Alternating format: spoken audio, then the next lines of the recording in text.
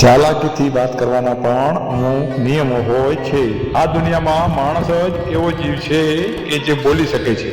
વિચારો, એક દિવસ માટે આ પૃથ્વીના તમામ મનુષ્ય બોલવાનું ભૂલી જાય એ રીતે એક નાનું બાળક કશું જ ભૂલી શકતું નથી। તો આપણને સમજાય કે બોલવાનું કેટલું અગત્યનું છે। માણસ બોલીને પોતાની વાત સમજાવે છે, પરંતુ વાત કરવાની કળાનું જ્ઞાન શીખ્યા પછી માણસ ખાલી વાત બતાવી શકતો નથી, પરંતુ સારી રીતે પોતાની વાતને મનાવી પણ શકે છે। કોઈકે કહ્યું છે કે ચાલાક હોવું જ જરૂરી નથી, પરંતુ ચાલાક નજર આવવું પણ એટલું જ જરૂરી છે। એટલે જ તો ચાલાક માણસ જ્ઞાની માણસ પાસેથી પણ પોતાનું કામ કઢાવી શકે છે। તો ચાલો જાણીએ આપણે ચાલાક બનવા માટેના કેટલાક નિયમો। તમે જે વિષય પર વાત કરી રહ્યા હોય એનું તમને પૂરેપૂરું જ્ઞાન હોવું જરૂરી છે। જો તમને કોઈ વિષય પરની માહિતી ન હોય તો એક શબ્દ પણ બોલશો નહીં, અને જો તમને કોઈ પૂછે તો પણ કહી દો કે મને આ વિષય પર કોઈ માહિતી નથી। અને જો તમને માહિતી વગરની અધૂરી વાત કરશો તો સામેવાળાને સમજાઈ જશે કે તમે ખોટું બોલી રહ્યા છો। એનાથી તમારી ઇમેજ પણ બગડશે અને તમે મૂર્ખ નજર આવશો। પરંતુ એટલું જરૂર યાદ રાખજો કે તમે આત્મવિશ્વાસપૂર્વક વાત કરશો તો જૂઠું પણ સાચું લાગશે, અને આત્મવિશ્વાસ વગર તમારી સાચી વાતને રજૂ કરશો તો પણ લોકોને છે નહીં। તમે શું બોલો છો એના કરતાં કઈ રીતે બોલો છો તે વધુ મહત્વનું છે। બોલો, આમાં જે શબ્દોનો ઉપયોગ કરો છો તે યોગ્ય રીતે કરો।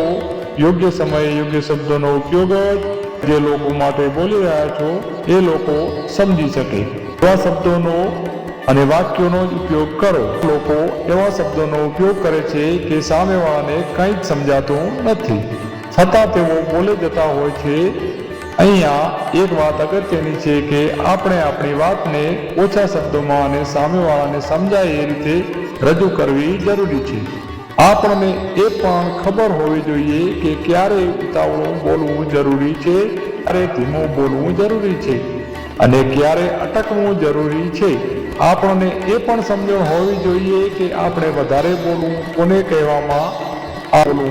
કહેવામાં આવે છે, સમયે કેવા અંદાજમાં વાત કરવી તે શીખવું પણ એટલું જ જરૂરી છે। તમારે તમારી વાતનો પ્રભાવ પાડવો, સામેવાળી વ્યક્તિની આંખમાં આંખ પરોવીને વાત કરતા શીખી જાઓ। તમે આ રીતે ન કરી શકો તો સામેવાળી વ્યક્તિ તમારી વાત ઉપર વિશ્વાસ કરી શકશે નહીં। તમે વોટ્સઅપ કે ફેસબુકમાં જે ચેટિંગ કરતા હો તો ઇમોજી સેન્ડ કરતા હો છો, તેની અસર સારી પડતી હોય છે। એ જ રીતે તમે વાત કરતી વખતે તમારા ચહેરા પર સારા ઇમોશનથી વાત કરો તો તમારી વાતની અસર સારી પડતી હોય છે। તમે સામેવાળી વ્યક્તિની વાતને બરાબર ધ્યાનથી સાંભળો અને પછી જ પોતાની વાત રજૂ કરો, કારણ કે ઇજ્જત ત્યાં જ મળે છે જ્યાં તમે બીજાની વાત સાંભળો અને તમારી વાત રજૂ કરો। સામેવાળી વ્યક્તિને કઈ વાતમાં ઇન્ટરેસ્ટ છે તે વિષય પર વાતની શરૂઆત કરીને પછી જ પોતાની વાત રજૂ કરો। તમારે જે વિષય પર વાત કરવાની હોય તેનું તમે પૂરેપૂરી માહિતી અને જ્ઞાન મેળવીને તમે વાત રજૂ કરવા માટે જાઓ, તે વધુ અસરકારક રહેશે। તમે સામેવાળા વ્યક્તિનો કઈ વાત ઉપર ઇન્ટરેસ્ટ છે તે જાણીને તેની સાથે વાત કરશો તો તેને વધારે સમજમાં આવશે।